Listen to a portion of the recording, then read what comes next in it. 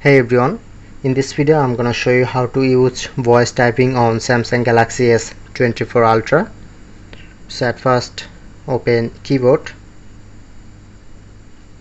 Now open my keyboard, click on to setting option,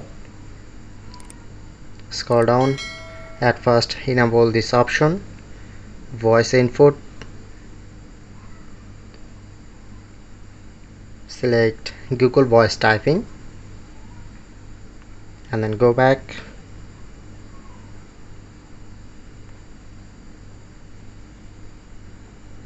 Click on this option, click on to add voice like hello. Okay, that's it. Now stop. So that's how you can easily use voice typing on Samsung Galaxy S24 Ultra. If in this video helpful, please hit the like button and subscribe our tutorial channel for more video.